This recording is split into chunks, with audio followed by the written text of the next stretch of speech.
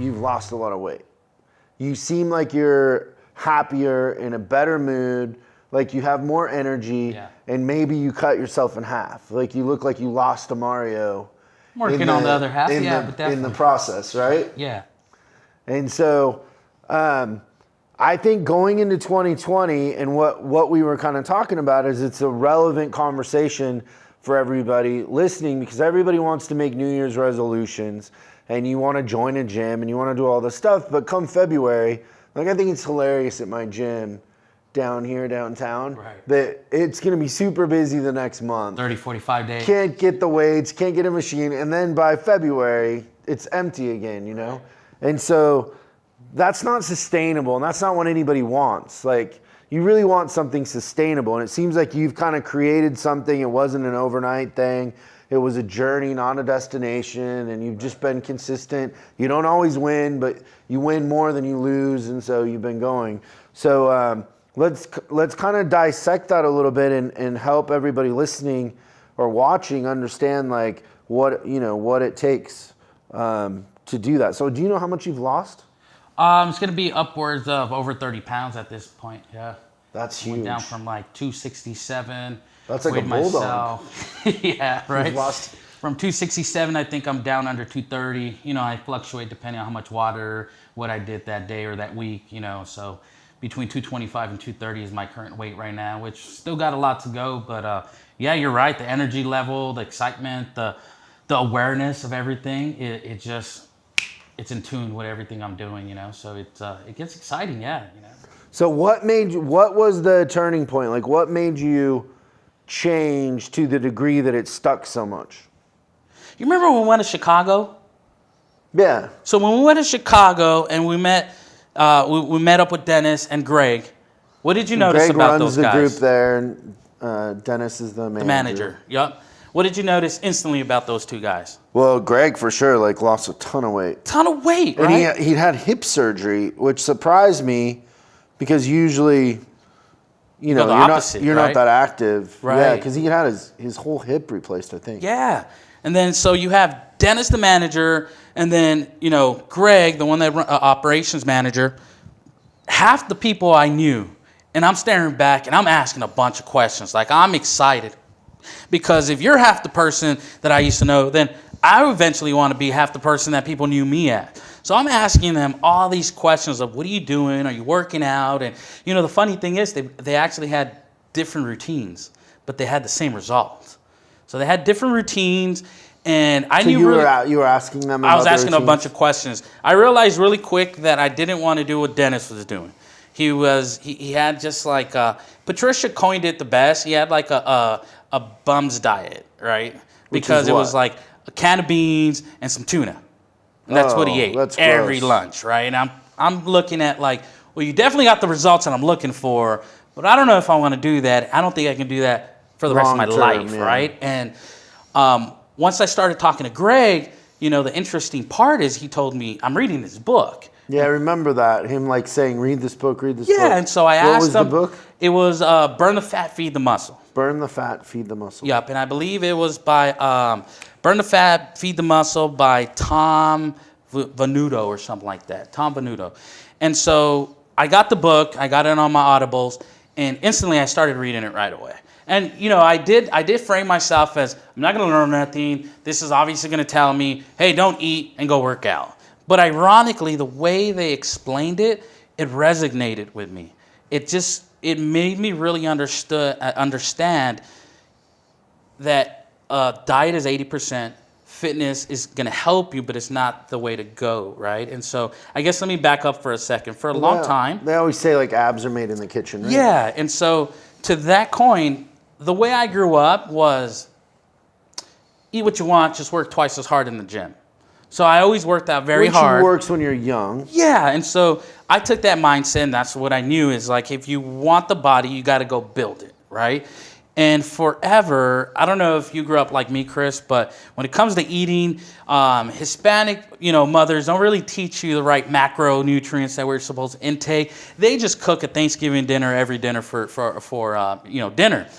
And Thanksgiving dinner, if that's tortillas and we'll have our protein, and it's like 20 to 30 sides, and your mom's cooking and she's serving you more food and more food and more food, and the last thing that they always say gets is mad if you don't eat. Yeah, make sure you polish off that plate. Don't throw away the food. People are suffering. They don't have food, so you just learn to eat everything they serve, and then not even manage, how much portion size or anything. Yeah, and in a Latin family, food is very much a part of that's how they the show whole they ritual. love you, right? Yeah, it's part of the whole thing. So I have the mindset of eat what you want. If you want to burn it, go work out. The book really, it resonated with me that I feed the muscle, meaning I'm going to go to the gym, I'm going to work out, I'm going to break my muscle, right? You're tearing it apart, and then you need to feed it. So you got to have the proper nutrition for you to recover faster, for you to go out and be able to work out the same intensity you did the day before. So that's how I started understanding,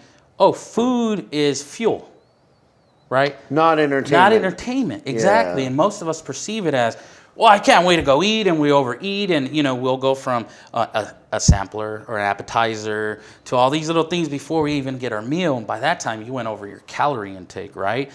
And so when I understood food is a fuel and I got to look at it differently, and depending on what fuel I eat, that's how fast I recover, I go, I got to change my diet.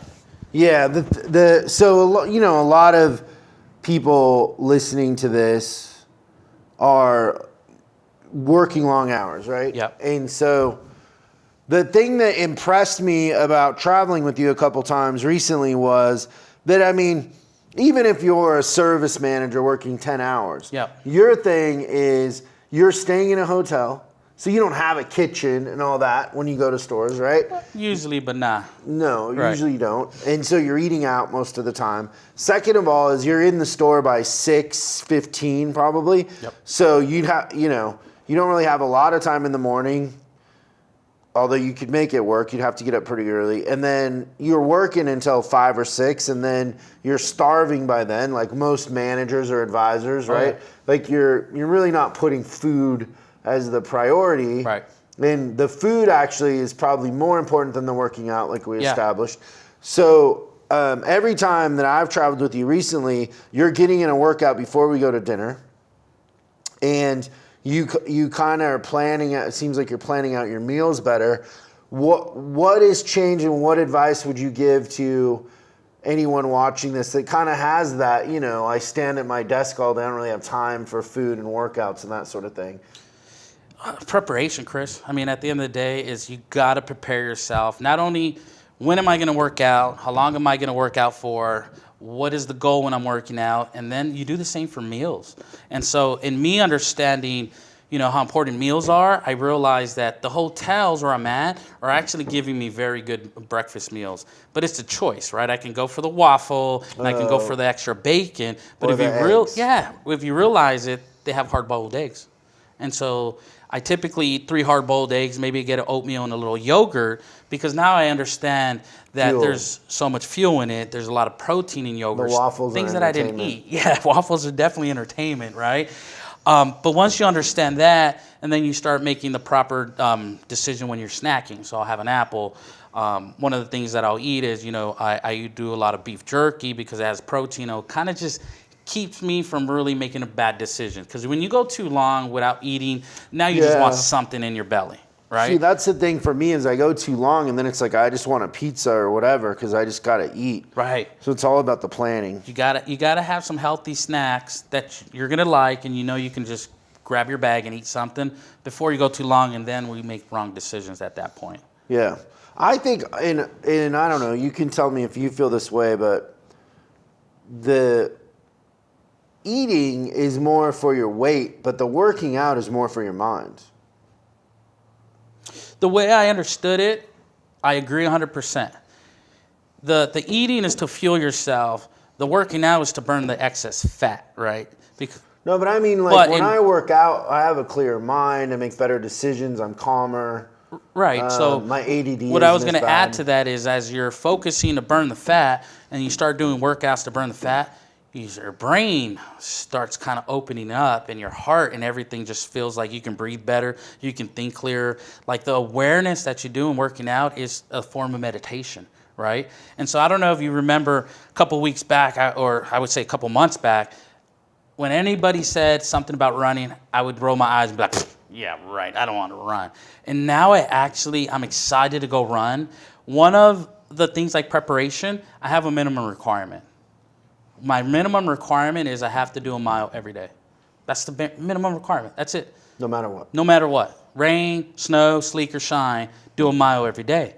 And so what I've noticed is when I do a mile, now my body feels warmed up. Guess what I want to do? Another mile. I want to work out or do another mile. And so your brain just starts craving. Yeah, people always say the hardest part of working out is putting on your tennis shoes. Just getting in there, right? Yeah. Once you put on your shoes, you're going. Yeah, you don't want to waste the day. You're already there, and you might as well get a good workout in. But it's Yeah, putting so yourself guys will in a say, good... like, put your tennis shoes right by your bed, roll out of bed, put them on, and then you'll never look back. Exactly. No, that's awesome. Well, I hope that inspires you guys going into 2020 that, it's a long-term game. It's not about the quick win, right?